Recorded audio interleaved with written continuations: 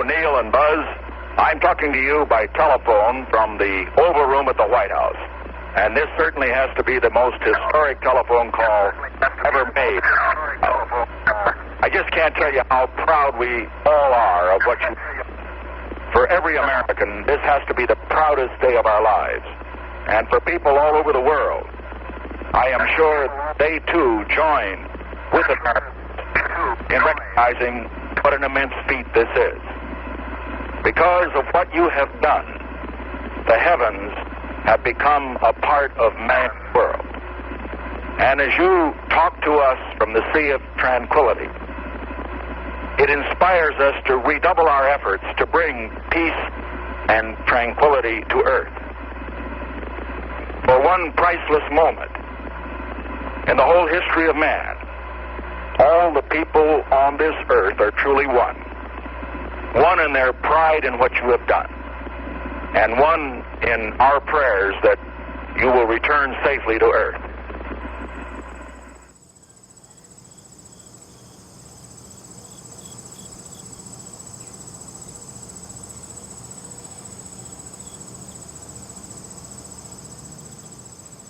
I'm much more optimistic about the future than most of my friends, and so in a way I worry less than they do. But that's also partly a result of having a lot of grandchildren, and my grandchildren don't worry, so why should I? They are all of them quite optimistic, and they're the ones who will have to deal with it. The main reason, I think, is just because I grew up in World War II, which was such a horrible time for everybody. Well, in Poland, of course, 100 times worse, and still, we're still alive in spite of that. And if we survived that, we can survive all the problems we have today. And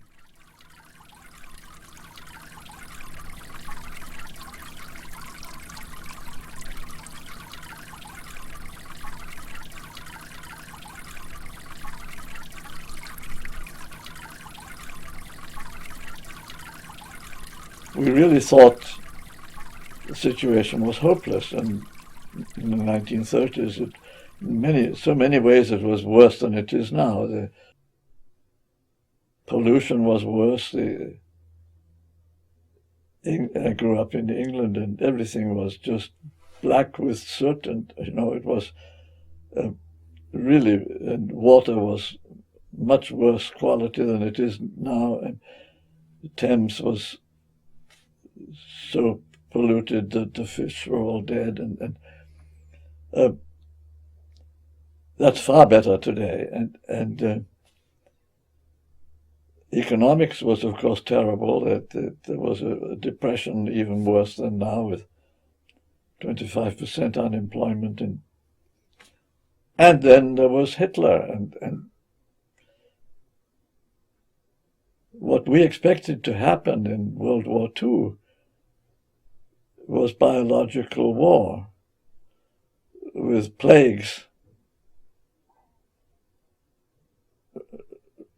wiping out everybody. And we knew about anthrax already then, and it was we expected we would all be dying of diseases because of the biological weapons, and well, it didn't happen. And we have the same problem today, but it's not really worse now than it was then. And somehow or other, even Hitler didn't think it was a good idea to use biological weapons, and luckily for us. And there are in some respects, even our enemies are actually quite unexpectedly sensible, and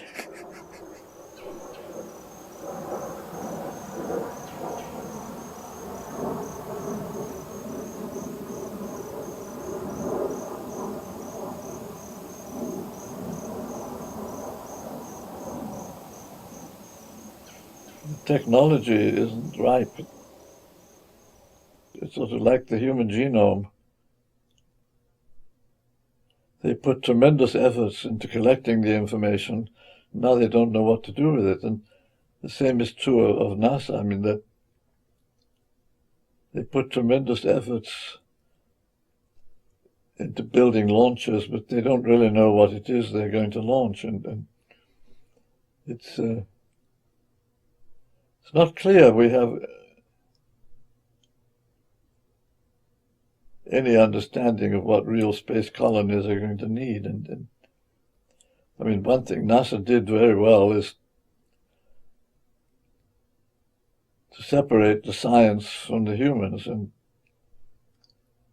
so the NASA science programs are wonderful and really doing extremely well, and by keeping humans on the ground, and that's the way to do science. And if you want to send people, then don't pretend that it's for science. But I went to Baikonur last year, and that was very illuminating, because I got the Russian point of view about space station, which is very different from ours, and they think in centuries. Well, we think in decades, and so it works.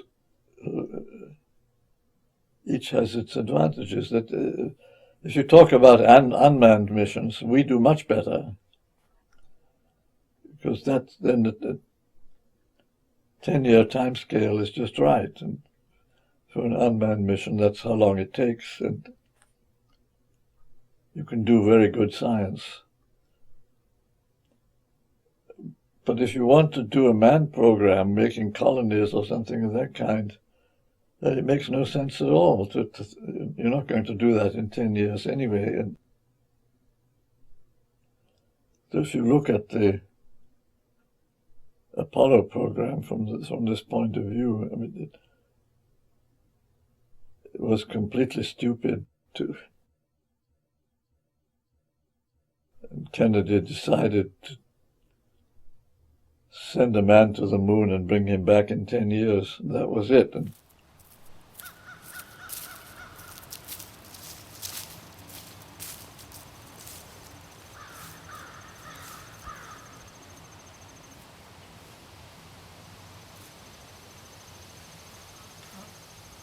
the universe is, in some ways, very hospitable to life, and there are all sorts of details which life can take advantage of, which, I mean, like the properties of liquid water, which are remarkably well suited for the kind of life that we're living, and somehow you can imagine a universe in which water behaves more like mercury or some other liquid, where none of this works, and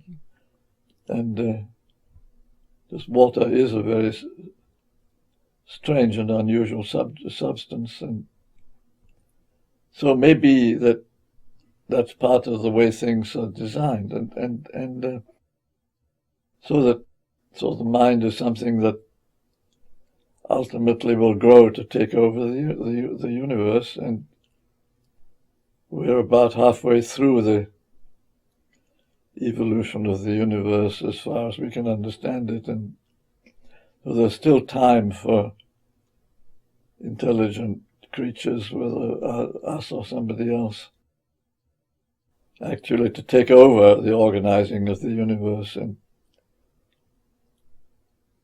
so maybe that's in fact what we're supposed to do. And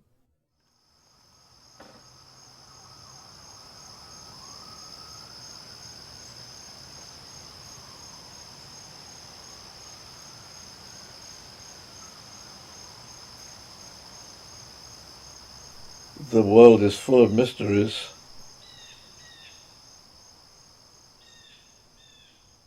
and the things we understand are only a very small part of what's going on. And we're probably about as far away from understanding the universe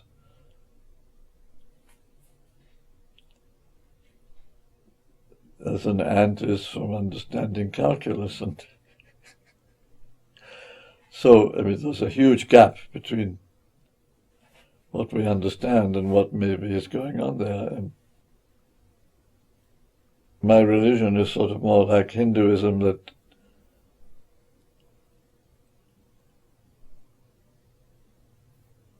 you don't really have to believe anything, but just recognize that there's a whole lot of things you don't understand, and don't imagine that what we can see is the whole story. And of course, particularly that applies to science. I mean, the idea that science can explain everything seems to me absurd. And so you might say, oh, God is whatever science cannot reach. And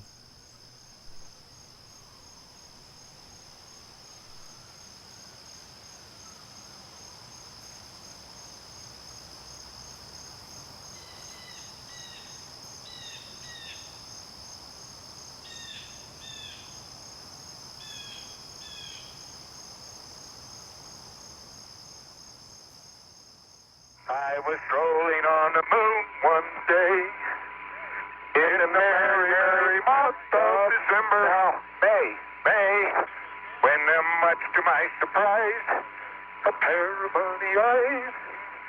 Do-do-do-do-do. Oh, is this a neat way to travel? Isn't it great?